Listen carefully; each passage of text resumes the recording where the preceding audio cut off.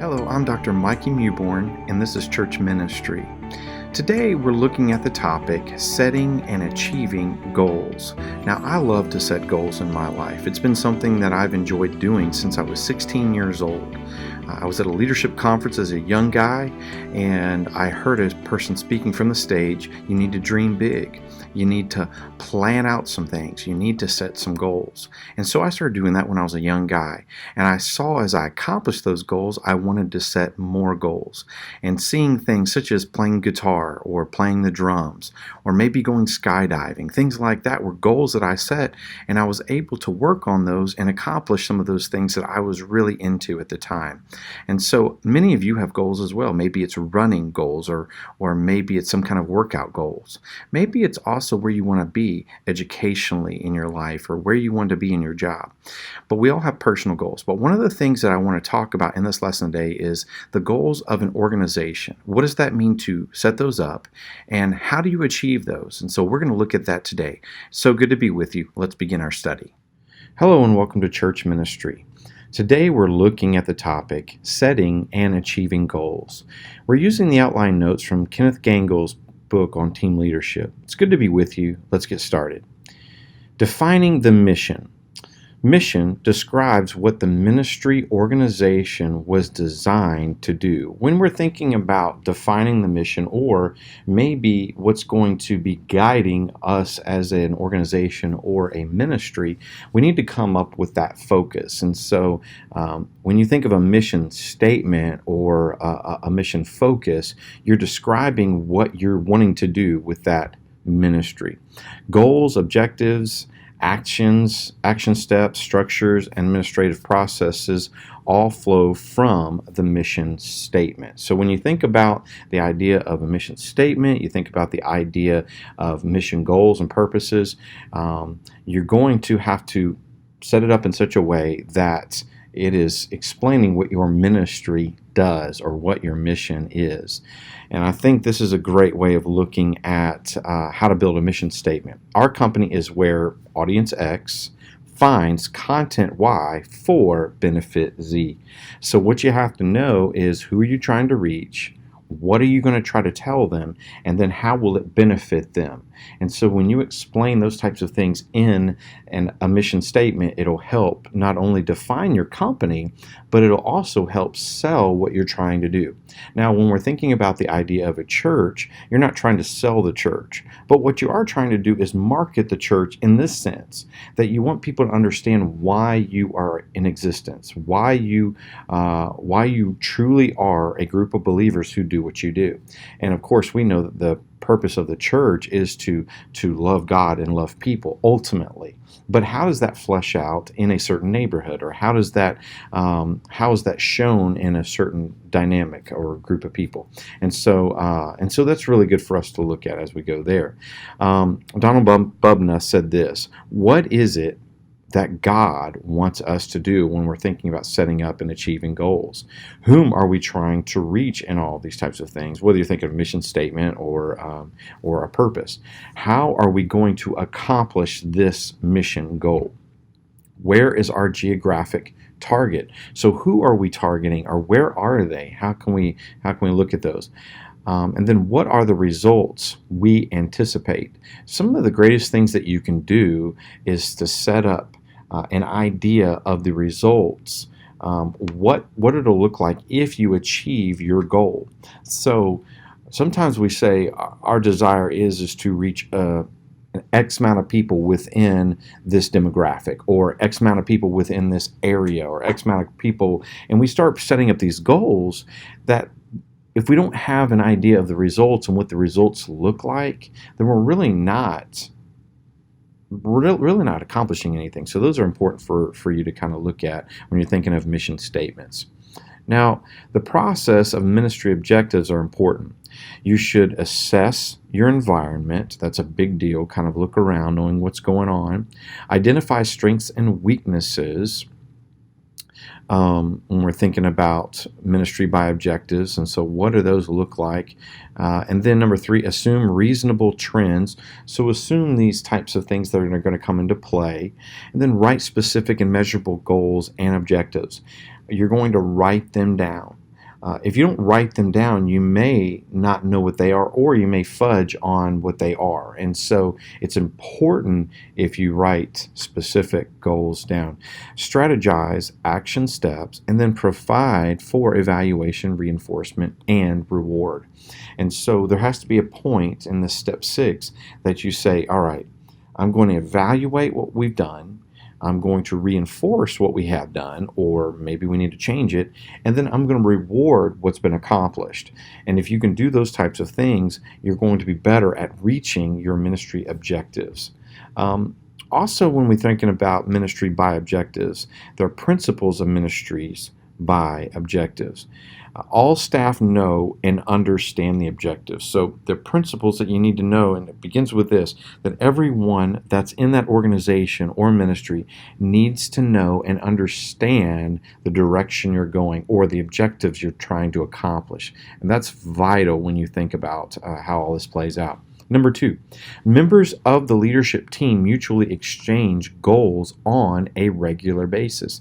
So you get this cross collaboration, this moving around within the group, this open discussion of describing goals that each person has, and then you exchange them. Hey, I'm doing this over in this area. You might want to do this as well. And what you do when you start swapping goals, it gets people fired up, and you begin to work together, and then you start looking at results and how all that plays out. If it works over in one area, it might work in another area. So that's why people are starting to exchange goals on a regular basis, and that's good to look at. Number 3, leaders' goals flow from mission statements. When you think about the leader's goals, it should flow from what you have as your purpose or your leadership statement, and that is vital. Also, this group of people should focus on the main goals. That's a big deal as well, because if you're not focusing on the main goals, you're going to miss what's really going on there.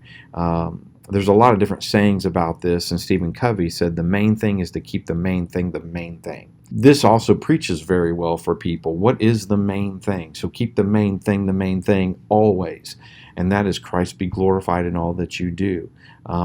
May you do all things as unto the Lord. That's keeping the main thing, and so it's vital that people do that in their organization. So, in order to do that, they have to know what the main thing is, and if they don't know, then they'll never seek to accomplish it. For instance, a lot of colleges and seminaries, one of their main things is to provide an excellent education for all their students.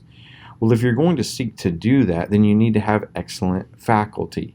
You need to have an excellent administrative staff, people that can make the process of onboarding into a school as good as it can be. But then once they get in, you got great faculty who can take over and can teach well. And then a great process of graduating those people or helping them all the way to graduation. And so you got to hold on to what are the main goals of that institution.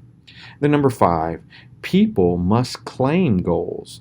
In other words, they don't put it off and say, oh, that's theirs. But no, they should say, no, this is what I'm trying to accomplish. This is what I'm wanting to do, and I'm going to reach my goals. And the more people that you can have coming up with their own goals or taking responsibility for certain goals, you're going to have more accomplished. So for instance, if you have a communications department, you're going to have a group of people that their goals are set up on becoming the greatest marketing group around. And they're going to try to really push what this organization is all about, or your organization is all about, whatever it might be.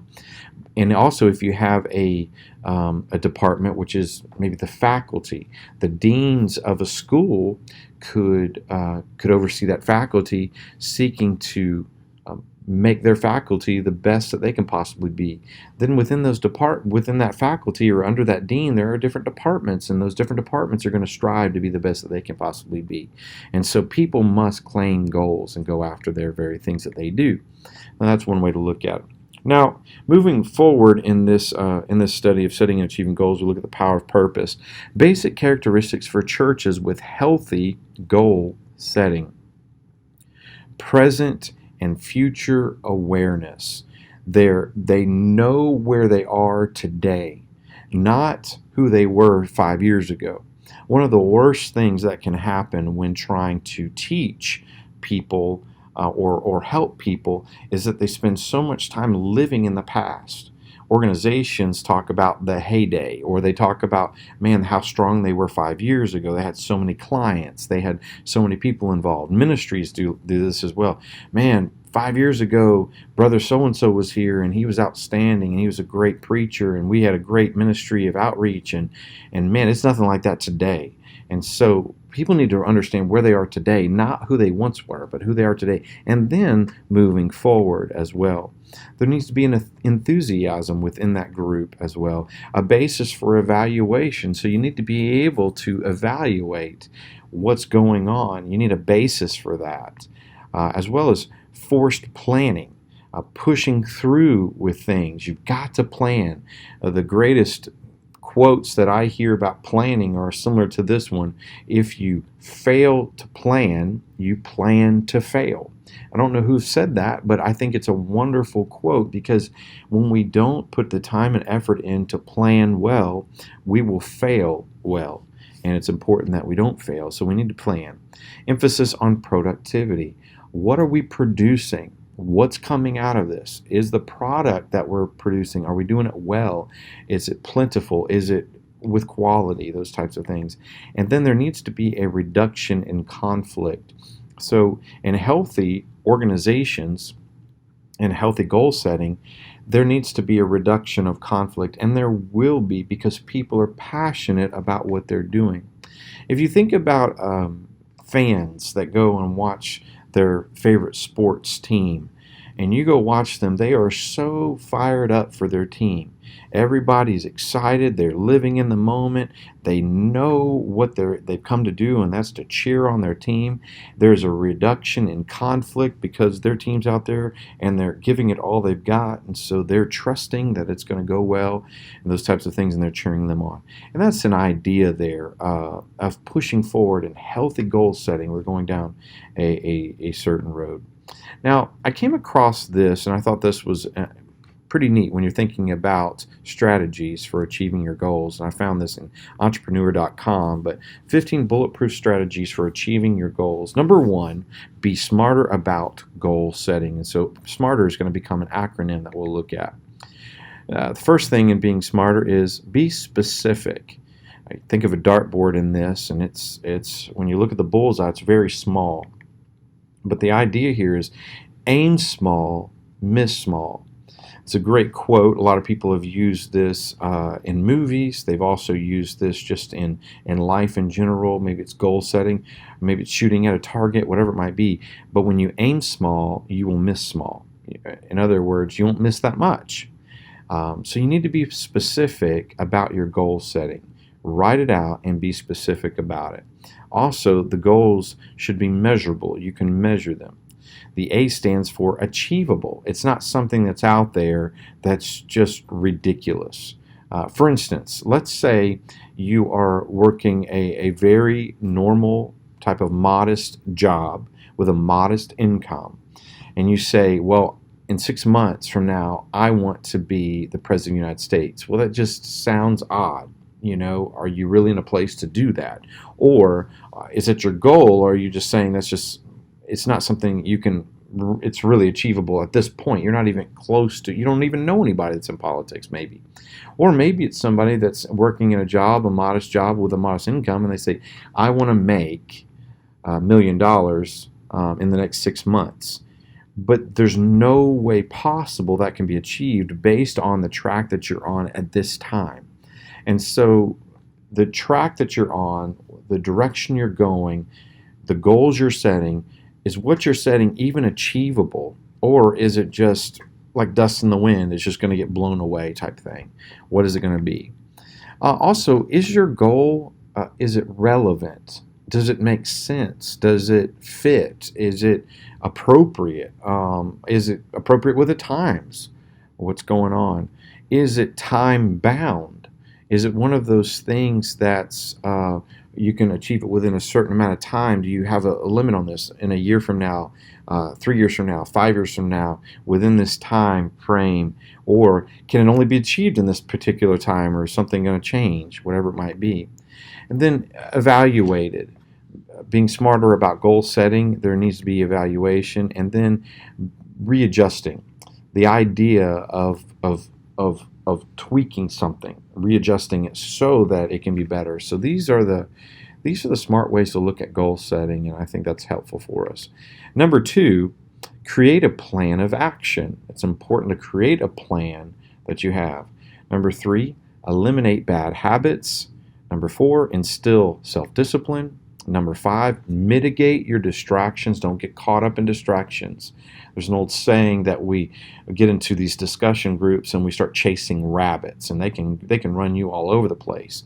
And so you got to get to a point where you stop doing that and you keep the main thing.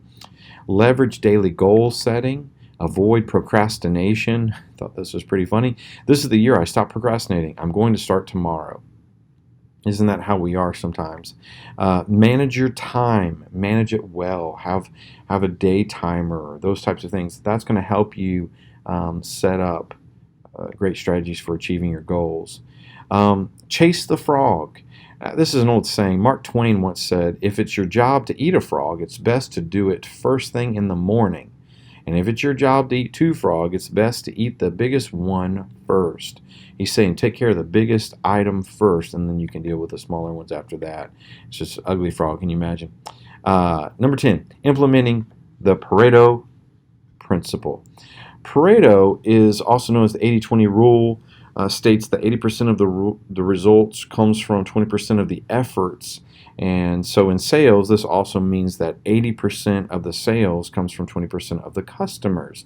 However, this dives even further to show that within 20% producing 80% of the results, 20% of that subset also produces 80% of the results. And so we've got to implement this mindset, or we're not really setting ourselves up for success.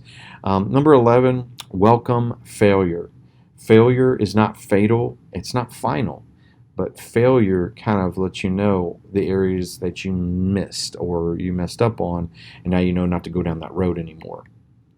12, seek out daily doses of inspiration. 13, find a mentor to mentor you. 14, track your progress, see where you're going.